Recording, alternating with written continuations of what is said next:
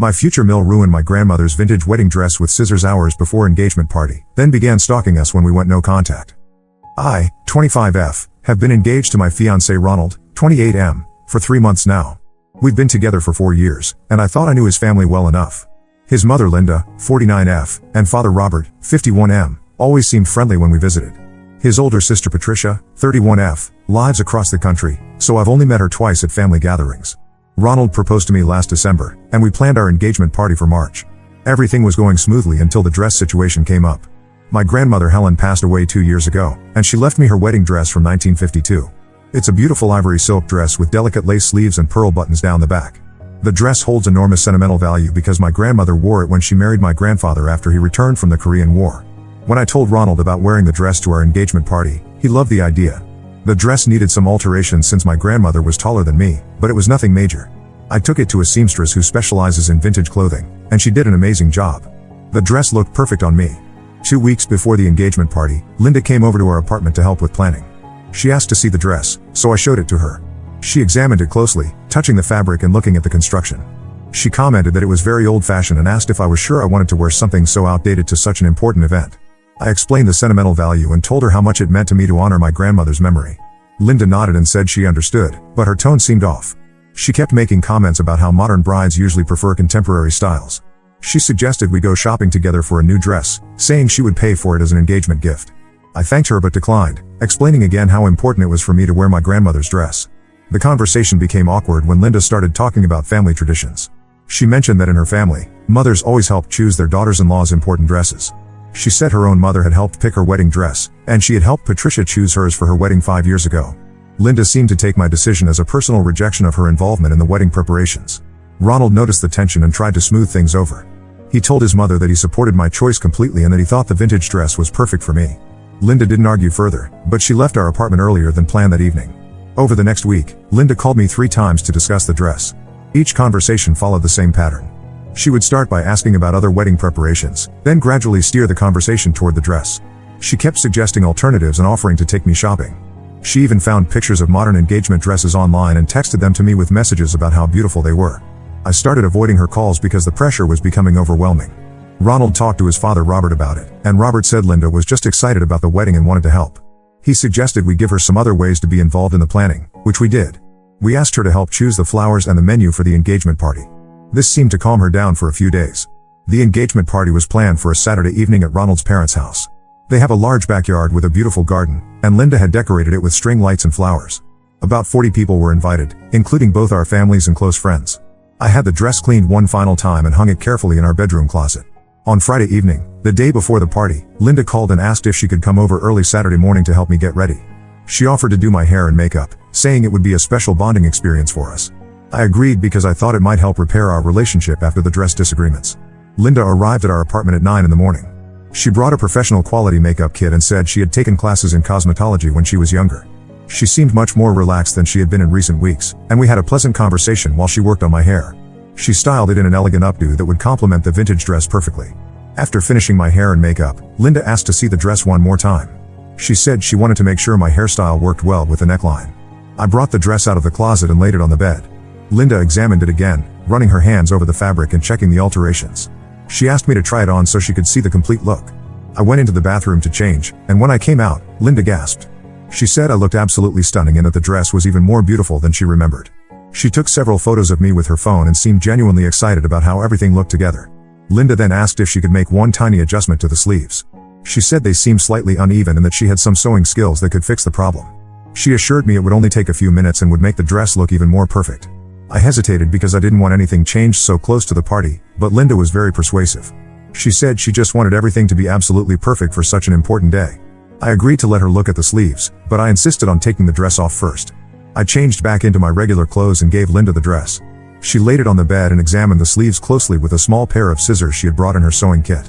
She said she could see exactly what needed to be fixed. What happened next still doesn't seem real to me. Instead of making a small adjustment to the sleeves, Linda began cutting large pieces off the dress. She cut off both sleeves completely, then started cutting the skirt shorter. I stood there in shock for several seconds before I could react. When I finally found my voice, I screamed at her to stop, but she had already destroyed most of the dress. Linda looked up at me with a strange expression and said the dress needed to be modernized. She claimed she was helping me by updating the style to something more appropriate for a young woman. She had cut off the beautiful lace sleeves, shortened the skirt by at least 8 inches, and removed several of the pearl buttons. The dress was completely ruined. I grabbed what was left of the dress from her hands and examined the damage. The alterations couldn't be undone. Decades of family history had been destroyed in less than 2 minutes. Linda stood there holding the scissors and pieces of fabric, still insisting that she had been trying to help. Ronald came running into the bedroom after hearing me scream. When he saw what his mother had done, his face went completely white. He stared at the destroyed dress for a long moment, then looked at his mother with an expression I had never seen before. He asked her what she had done, and Linda repeated her explanation about modernizing the dress. Ronald told his mother to leave our apartment immediately. Linda protested that she had been trying to help and that I was overreacting. She said the dress was just old fabric and that we could easily find a better replacement.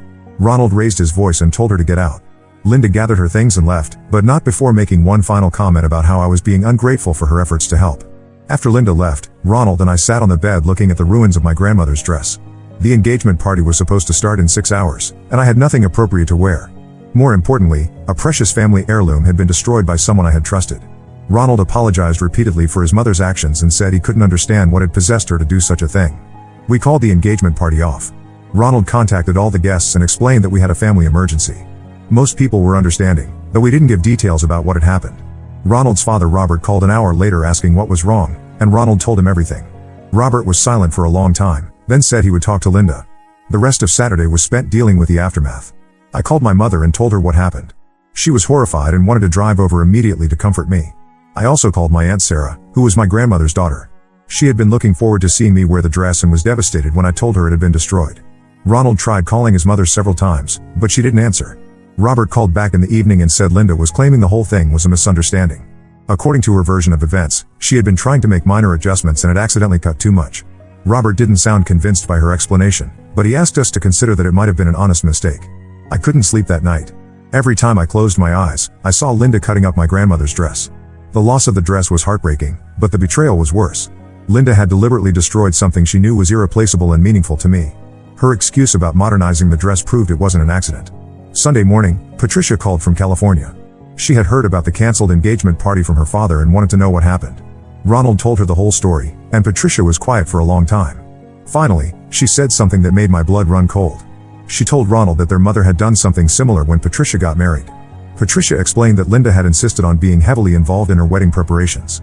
When Patricia chose a dress that Linda disapproved of, Linda had tried to convince her to change it. Patricia had refused, and Linda had backed down at the time. However, the week before the wedding, Linda had taken the dress to be altered without Patricia's permission. The seamstress had made changes that Patricia hated, but it was too late to fix them before the wedding.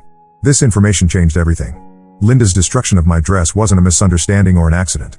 It was a deliberate act by someone who couldn't accept that other people had the right to make their own choices about important events in their lives. Ronald was shaken by his sister's revelation. He had always seen his mother as loving but perhaps a bit controlling. Learning that she had a pattern of interfering with important family events made him question everything he thought he knew about her character. We decided that we needed some time to figure out how to handle the situation before having any contact with Linda. Ronald turned off his phone after receiving several text messages from his mother asking why we were ignoring her calls. Robert continued to call periodically, asking us to reconsider and give Linda a chance to explain herself properly. The engagement party was rescheduled for the following month, but the damage to our relationship with Linda seemed permanent. I couldn't imagine ever trusting her again, and Ronald was struggling with the realization that his mother was capable of such deliberate cruelty. The destroyed dress couldn't be replaced, and neither could the trust that had been broken along with it. Update 1. Several people asked for an update, so here's what has happened since I posted originally. The situation with Linda has gotten much worse, and we've learned some disturbing information about her past behavior. After we stopped taking Linda's calls, she escalated her attempts to contact us. She started showing up at our apartment unannounced, usually when Ronald was at work. The first time this happened, I didn't open the door. She stood outside for 20 minutes knocking and calling my name, claiming she just wanted to apologize properly. I watched through the peephole as she tried the door handle several times. The second time Linda came over, she brought Robert with her. He knocked more politely and asked if we could all sit down and talk about what happened. I opened the door because I felt sorry for Robert, who seemed genuinely confused about why his wife had destroyed my dress. Linda immediately pushed past him and started talking rapidly about how sorry she was for the misunderstanding. Linda's apology was strange and manipulative. She kept insisting that she had been trying to help and that anyone could see the dress needed updating. She said modern women shouldn't wear outdated clothing to important events, and she had been doing me a favor by making the dress more contemporary. When I pointed out that she had completely destroyed an irreplaceable family heirloom, she dismissed my concerns by saying we could find something even better at a bridal shop. Robert looked increasingly uncomfortable as his wife spoke. He interrupted her several times to suggest that she focus on apologizing rather than defending her actions. Linda ignored him and continued explaining why she thought the dress had needed to be changed. She seemed genuinely unable to understand why I was upset about losing my grandmother's dress. The conversation became heated when Linda suggested that I was being overly dramatic about the situation. She said young women today were too sentimental about old things and needed to focus on the future instead of the past. She also implied that Ronald and I were being disrespectful to her by refusing to accept her apology and move on from the incident. Ronald arrived home while Linda was still talking. He had been working late to avoid dealing with his mother, but Robert had texted him asking him to come home for the conversation. Ronald listened to his mother's continued justifications for about 5 minutes before asking both his parents to leave. Linda protested that they hadn't finished resolving the situation, but Ronald held firm. After his parents left, Ronald told me that his sister Patricia had called him at work with more information about Linda's behavior. Patricia had been thinking about our situation and remembered several other incidents involving their mother's need to control important family events. She promised to call me directly to share these stories. Patricia called me the next evening and spent over an hour describing her experiences with Linda's controlling behavior. The wedding dress incident I mentioned in my original post was just one example. Patricia also told me about Linda's interference in her choice of college, her career decisions, and even her selection of a house after she got married. The most disturbing story Patricia shared involved Linda's behavior during Patricia's first pregnancy. Patricia had chosen to have a natural birth without pain medication, and she had researched the decision extensively. Linda disagreed with this choice and spent months trying to convince Patricia to change her mind. When Patricia refused to budge, Linda called Patricia's doctor's office and tried to pose as Patricia to change her birth plan. Patricia only discovered what her mother had done when the hospital called to confirm the changes to her medical records. The doctor's office had been suspicious of the call and wanted to verify the changes directly with Patricia. Linda denied making the call when confronted, but the hospital had recorded the conversation, and the voice was clearly hers. These stories helped me understand that Linda's destruction of my dress wasn't an isolated incident of poor judgment. She had a long history of trying to override other people's decisions when they didn't align with her preferences. The pattern suggested that she genuinely believed she knew better than everyone else about their own lives. Ronald was devastated to learn about these incidents. He had known his mother was opinionated and sometimes pushy, but he hadn't realized the extent of her interference in Patricia's life. He felt guilty for not protecting me better from someone he now recognized as having serious boundary issues. Robert called Ronald a few days after Patricia's revelations and asked to speak with him privately. They met for coffee, and Robert shared his own concerns about Linda's behavior. He admitted that he had been making excuses for his wife's controlling tendencies for years because he didn't want to deal with the conflict that came with confronting her. Robert told Ronald that Linda had become increasingly controlling over the past decade. He couldn't pinpoint when the behavior had started getting worse, but he had noticed that she seemed unable to accept when other people made choices she disagreed with. He had hoped that she would eventually grow out of this phase, but the dress incident had made him realize that the problem was getting worse instead of better. The conversation with his father helped Ronald understand that we weren't overreacting to the dress situation. Even Linda's own husband recognized that her behavior was problematic and had been escalating over time. Robert didn't offer any solutions, but he promised not to pressure us to reconcile with Linda until she acknowledged the seriousness of what she had done. Meanwhile, Linda continued her campaign to force a reconciliation. She sent me long text messages explaining her perspective on the dress incident and asking me to consider her feelings. She also started calling my mother directly, claiming that she wanted to apologize to our entire family for the misunderstanding. My mother was polite but firm with Linda. She listened to Linda's explanations but told her that destroying someone's family heirloom was unacceptable regardless of the motivation. Linda became defensive and started arguing with my mother about whether the dress had really been that important. My mother ended the conversation and blocked Linda's number after Linda suggested that my grandmother probably would have wanted the dress updated anyway. Linda's call to my mother crossed a line for me. Involving my family and her attempts to manipulate the situation showed that she was willing to escalate her behavior when she didn't get the response she wanted. I realized that any future contact with Linda would likely result in similar boundary violations and manipulation tactics. Ronald and I made the decision to completely cut contact with Linda until she could demonstrate genuine understanding of why her actions were wrong. We blocked her phone number and social media accounts, and we asked Robert to stop serving as a messenger between us. We also decided to postpone our wedding planning until we could figure out how to handle Linda's inevitable interference in those preparations. The stress of dealing with Linda's behavior was affecting other areas of our lives.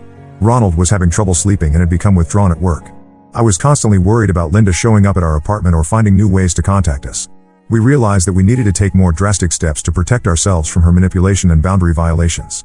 We decided to move to a new apartment across town. Our lease was up for renewal anyway, and relocating would make it harder for Linda to continue her harassment. We didn't tell Robert our new address, knowing that he would probably share the information with Linda despite his good intentions. The move took place 2 weeks ago, and we haven't heard from Linda since. Robert has respected our request not to serve as a go-between, though he texts Ronald occasionally to check on how we're doing. Patricia has been supportive throughout this process and has offered to talk to her mother about getting professional help for her controlling behavior. We rescheduled our engagement party for next month at a venue across town. Only people who support our decision to cut contact with Linda will be invited.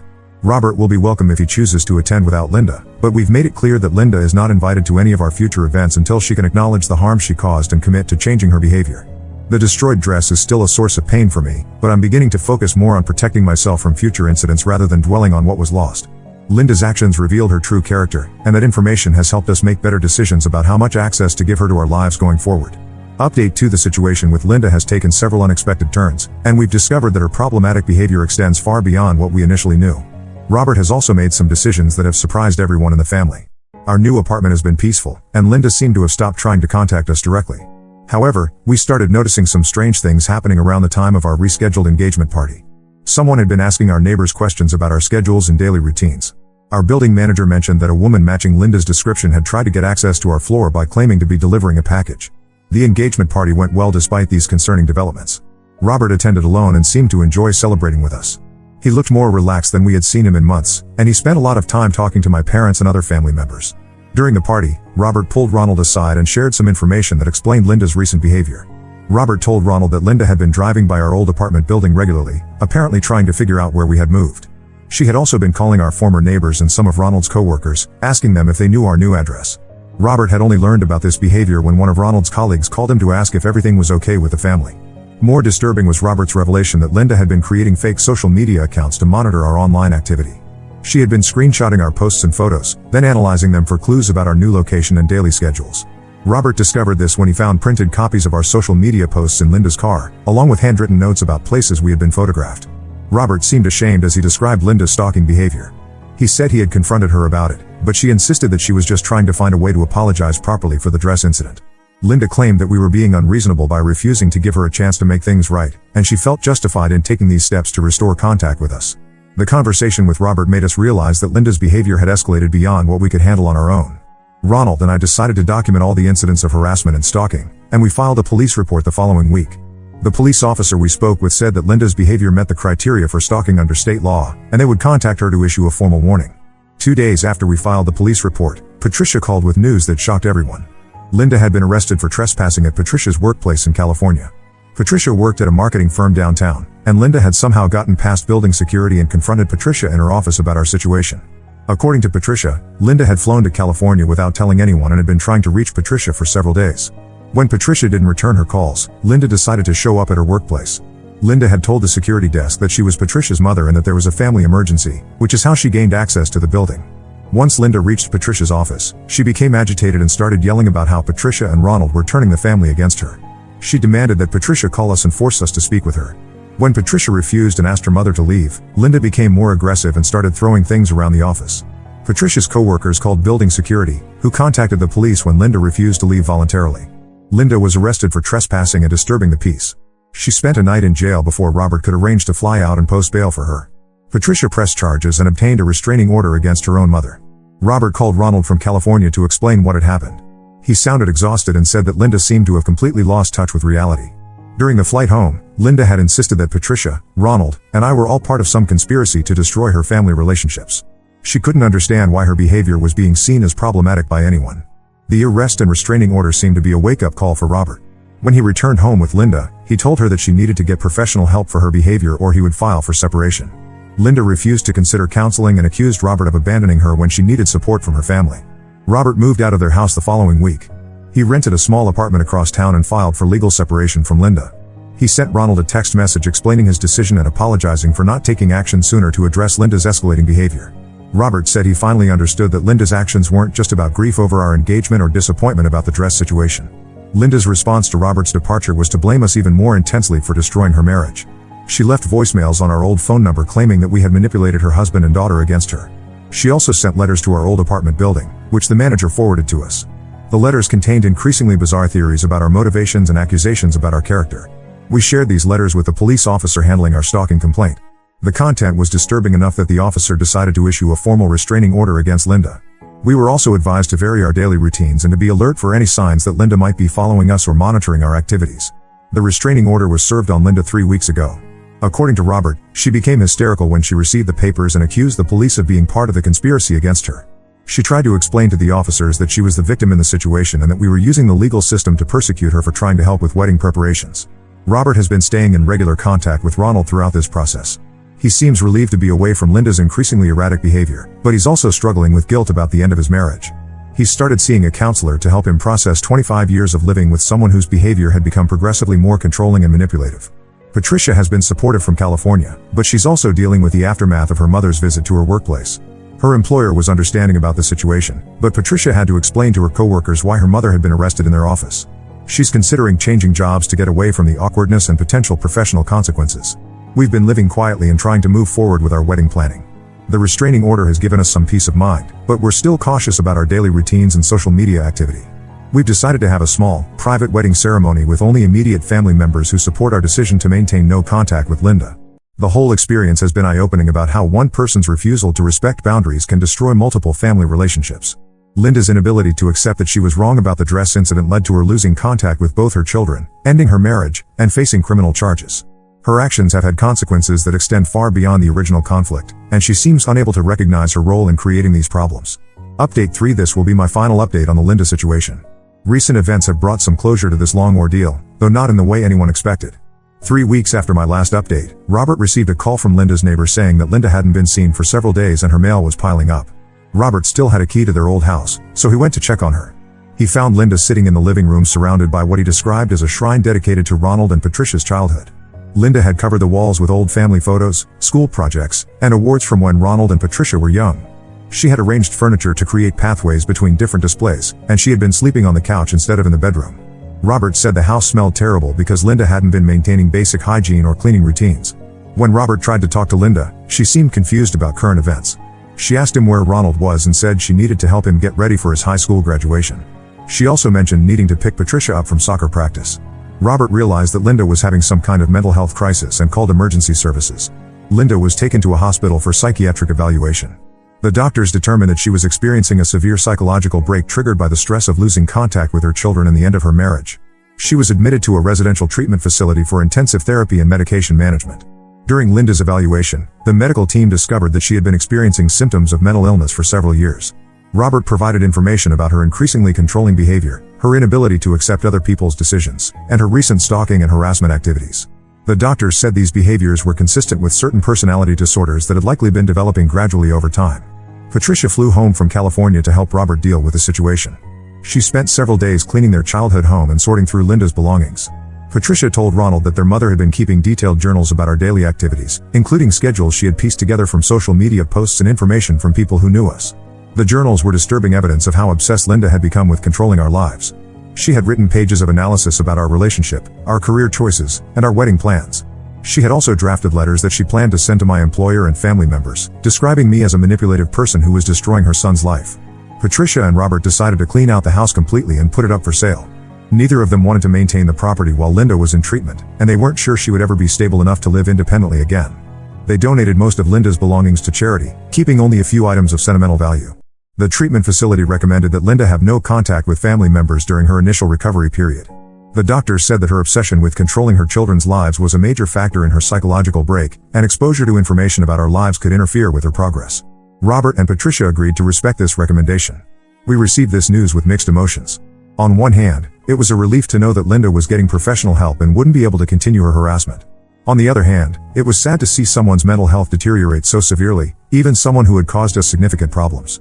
Ronald struggled with guilt about his mother's hospitalization. He wondered if we should have handled the dress incident differently or tried harder to maintain contact with Linda despite her problematic behavior. I reminded him that Linda's mental health issues were not caused by our decision to protect ourselves from her harassment and stalking. Robert has been the most affected by these recent developments. He blames himself for not recognizing the severity of Linda's mental health problems and not getting her help sooner. He's been attending therapy regularly and has made significant progress in understanding how Linda's behavior had affected the entire family over the years. Patricia decided to stay in California and has limited her contact with the situation to occasional phone calls with Robert. She said she needs distance from the family drama to focus on her own mental health and career. She plans to maintain no contact with Linda even after her treatment is completed, saying that she can't risk exposing herself to further manipulation and boundary violations. Ronald and I got married 2 weeks ago in a small ceremony attended by Robert, my parents, and a few close friends. The wedding was beautiful and peaceful, everything we had hoped it would be.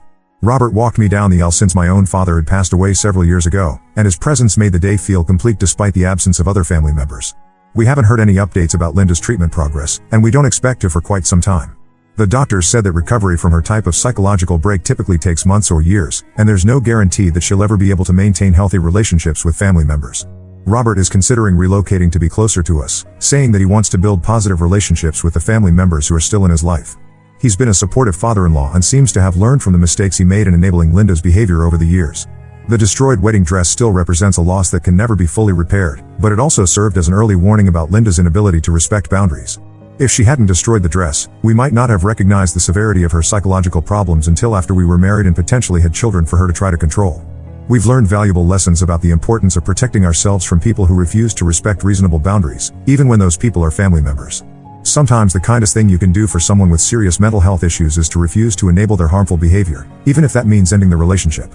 Linda's situation has been a tragedy for everyone involved, but we're finally able to move forward with our lives without fear of harassment or stalking.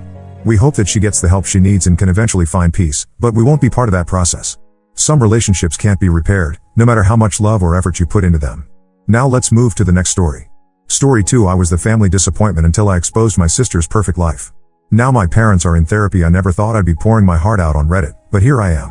I'm Liam, 28M, and I've always been the responsible one in my family. Growing up, money was tight.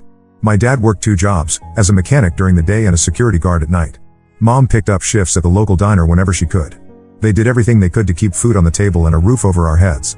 From a young age, I understood the value of hard work. I started mowing lawns and shoveling snow for neighbors when I was just 12, always saving half of what I earned.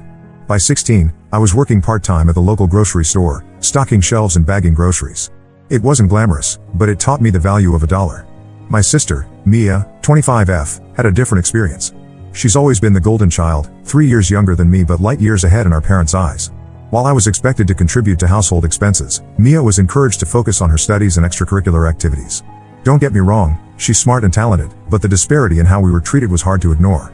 I remember one particularly painful incident when I was 17. I'd been saving up for months to buy a used car. Nothing fancy, just something to get me to work and school. The day I was planning to make the purchase, Mom asked to borrow my savings for Mia's dance competition fees. It wasn't a request I could refuse. I watched my car dreams drive away while Mia twirled in an expensive costume. Despite the challenges, I managed to put myself through community college, studying business management while working full-time. It was exhausting, but I was determined to make something of myself. Meanwhile, Mia breezed through high school, winning academic awards and securing a full-ride scholarship to a prestigious university. The day Mia left for college was bittersweet. I was proud of her achievements, but I couldn't help feeling left behind.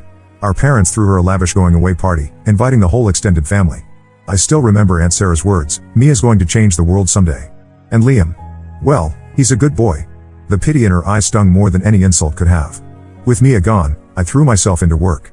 I'd always had a knack for design, spending hours sketching in my free time. One day, on a whim, I turned one of my sketches into a simple beaded bracelet. A coworker saw it and asked if I could make one for her.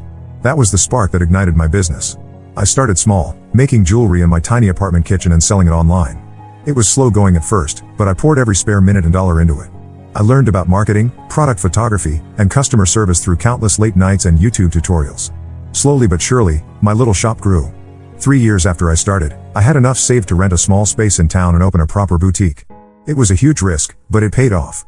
People loved the personal touch of handmade jewelry, and word spread quickly in our small community. Soon, I was able to expand into accessories and even some clothing items. Last month marked 5 years since I started my business. To celebrate, my parents suggested a big family gathering at my grandmother's house for her 80th birthday. It seemed like perfect timing. I was excited to share my success with everyone, especially those who had doubted me. The day of the party arrived, and I felt a mix of nervousness and pride as I drove to Grandma's. I brought some of my best pieces to show the family, including a special necklace I designed just for Grandma. As I walked up the driveway, I could hear laughter and chatter from the backyard. I rounded the corner, gifts in hand, and stopped short. There was Mia, holding court in the center of the lawn. She looked like she'd stepped out of a magazine in her designer dress, her hair and makeup flawless. But what caught everyone's eye was the massive diamond ring glittering on her left hand. Apparently, Mia had gotten engaged to some hotshot lawyer she met at university. She'd been keeping it a secret, waiting for the perfect moment to announce it. And what better moment than stealing the spotlight at Grandma's birthday? Our parents were beside themselves with joy. Mom was already talking about wedding venues, while Dad beamed with pride. The rest of the family crowded around me, oohing and awing over the ring. I stood on the outskirts, my carefully wrapped gift feeling inadequate in my hands. Eventually, Mia noticed me. "Oh, Liam," she exclaimed, kissing my cheek. "I'm so glad you could make it. I was just telling everyone about Daniel's law firm." They do a lot of work with small businesses. Maybe they could help out with your little shop sometime. The way she said little shop, like it was a cute hobby rather than my livelihood, made my stomach churn. But I plastered on a smile and congratulated her, determined not to let her ruin the day. As the party progressed, I tried to engage with family members about my business. But every conversation inevitably turned back to Mia's engagement or her brilliant career prospects. Even my special gift for Grandma was overshadowed by the extravagant cruise tickets Mia had bought her. The final straw came during dinner. I was talking to our cousin about potentially expanding my business when Mia interrupted. She started going on about how Daniel was looking to invest in some real businesses and how she could put in a good word for me. The way she said it, like she was doing me a huge favor, made my blood boil. I excused myself and went out to the front porch, needing some air. A few minutes later, Mia came out. For a moment, I thought maybe she'd realized how hurtful she'd been. Instead, she asked if she could borrow my car. Apparently, Daniel was coming to pick her up, and she wanted to make a grand exit in something nicer than her old college car. Something in me snapped. Years of pent-up frustration came pouring out. I told her exactly what I thought of her behavior, how she'd always looked down on me, and how I was sick of being treated like a family disappointment. I brought up every instance of favoritism, every backhanded compliment, every time she'd made me feel small. Mia looked shocked, then angry. She called me jealous and small-minded, saying I'd never amount to anything if I kept this attitude. She said I should be grateful for any help she offered, given my limited prospects. Our argument got pretty heated, and soon the whole family was outside watching. Our parents tried to intervene, but I was beyond caring. I told them how their favoritism had affected me, how I'd worked hard for everything I had while Mia had everything handed to her on a silver platter. In the end, I left the party early, ignoring the calls of my stunned family members. I've been avoiding their calls and messages since then. Part of me feels guilty for ruining my grandmother's birthday, but another part feels relieved to have finally stood up for myself. Am I wrong for finally speaking up? Should I have just kept quiet and let Mia have her moment?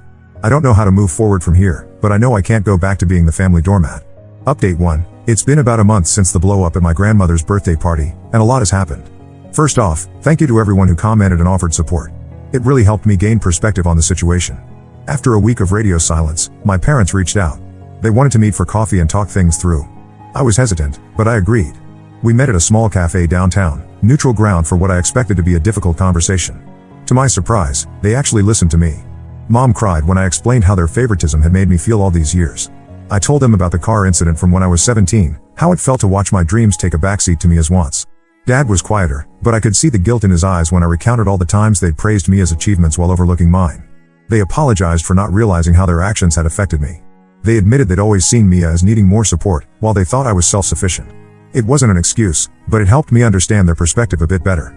Mom confessed that she'd always worried about Mia's self-esteem, so she overcompensated by praising her excessively. Dad said he saw so much of himself in me, hardworking, independent, that he assumed I didn't need as much attention. We talked for hours, dredging up old hurts and misunderstandings. It wasn't easy, and there were moments when I wanted to walk out. But we pushed through. By the end, we'd agreed to work on our relationship. They promised to make more of an effort to recognize my achievements and to be more equitable in their treatment of Mia and me. As for Mia, she hasn't spoken to me directly, but she sent a text saying she needed time to process everything. I'm okay with that. I think we both need space to reflect. From what Mom told me, Mia was pretty shaken by our confrontation. Apparently, she'd never realized how her actions had affected me. It doesn't excuse her behavior, but it's a start. The most unexpected development came from my extended family. My Aunt Sarah, the one who had dismissed me at Mia's going away party years ago, called me a few days after the blow-up. She apologized for her past behavior and admitted she'd been wrong about me. It turns out she'd been following my business's social media and was impressed by what I'd accomplished. Sarah owns a small chain of boutiques in the city and offered to mentor me. She even suggested potentially stocking some of my products in her stores. It's a huge opportunity, and I'm excited to see where it leads. We've had a few meetings already, and her advice has been invaluable. She's helping me streamline my production process and expand my product line. I've also been focusing on self-improvement. A friend recommended a life coach, and I decided to give it a try. It's not therapy, but it's been really helpful in building my confidence and setting boundaries. We've been working on strategies to assert myself without being confrontational and to recognize my own worth independent of others' opinions. My business has been doing well too. The publicity from my aunt has brought in new customers, and I'm even hiring my first employee next week. It's a big step, but I feel ready for it. I've been putting in long hours to prepare for the expansion, but it feels good to see my hard work paying off. One of the most significant changes has been in how I view myself. For so long, I defined my worth by how my family saw me. Now, I'm learning to appreciate my own accomplishments. The other day, I caught myself smiling at my reflection, something I can't remember doing in years. I know there's still a long way to go in healing my family relationships, but for the first time in years, I feel hopeful. I'm learning that it's okay to stand up for myself and that my feelings are valid. I'm not angry anymore, just determined to create a life that makes me happy. There have been moments of doubt, times when I've wondered if I did the right thing by speaking up. But then I look at how much has changed in just a month, and I know it was necessary. It's like lancing a wound, painful, but essential for healing. As for what's next, I'm taking it one day at a time. I'm focusing on my business, my personal growth, and rebuilding my family relationships on healthier terms. It's not always easy, but it feels right. For the first time in a long time, I'm excited about the future. Update 2. It's been 3 months since my last update, and things have taken an unexpected turn. I thought I was on the path to reconciliation with my family, but life had other plans. Remember how I mentioned Mia's fiancé, Daniel? Well, it turns out he wasn't the knight in shining armor she made him out to be. About a month ago, Mia showed up at my apartment in tears. Her perfect relationship had imploded spectacularly. Apparently, Daniel had been using her to climb the social ladder. He came from old money but had been cut off by his family due to some shady business dealings. He saw Mia as his ticket back into high society. When he realized our family wasn't as well connected as he thought, he broke off the engagement and left Mia high and dry. To make matters worse, Mia had quit her job to plan their lavish wedding. She was suddenly unemployed, single, and completely lost. Despite our past issues, I couldn't turn her away. I let her crash on my couch while she figured things out. Living with Mia has been interesting. At first, she was a mess. She'd cry for hours, then get angry and lash out. I almost kicked her out several times, but something always stopped me. Maybe it was seeing her vulnerable for the first time, or maybe I just didn't want to stoop to her level. It brought back memories of when we were kids. Before the favoritism and competition took over, Mia and I were actually close. I remembered how we used to build blanket forts in the living room, how she'd come to me with scraped knees for me to bandage. Somewhere along the way, we lost that connection. Slowly, things started to change. Mia began to help out around the apartment. She took an interest in my business, even offering to model some of my jewelry for social media. We started talking, really talking, for the first time in years. One night, over a bottle of wine, Mia broke down and apologized for everything. She admitted she'd always been jealous of my independence and drive. Her put-downs were a way to make herself feel better about her own insecurities. It wasn't an excuse, but it was a start. She told me about the pressure she'd felt to live up to our parents' expectations, how she'd always felt like she was one misstep away from disappointing them. It made me see her in a new light. We'd both been damaged by our parents' behavior, just in different ways. As for our parents, they're trying. They call both of us equally now, and they've started therapy to work on their own issues. It's a slow process, but I can see they're making an effort. Last week, they came over for dinner, something that would have been unthinkable a few months ago. It was awkward at times, but it felt like a step in the right direction. My business continues to grow. The collaboration with my aunt has been a huge success, and I'm opening a second location next month. Mia's been helping out at the shop, and she's actually pretty good at it. She has an eye for display and customer service that complements my design skills. Mia's talking about going back to school for business management. She seems excited about the prospect of building something for herself, rather than trying to live up to others' expectations. It's strange to think that my little sister might end up working for me, but in a good way. I never thought I'd say this, but this whole mess might have been the best thing to happen to our family. We're not perfect, and we still have a long way to go, but for the first time, it feels like we're all on the same team. There are still moments of tension, old habits that die hard. But we're learning to communicate better, to address issues as they come up rather than letting them fester. It's not always easy, but it feels worthwhile. As I write this, Mia's in the other room, working on a business plan for her own accessory line. I can hear her muttering to herself as she crunches numbers. It makes me smile. For the first time in years, I feel like I have my sister back. Update 3, it's been 6 months since my last update, and I'm still amazed at how much has changed.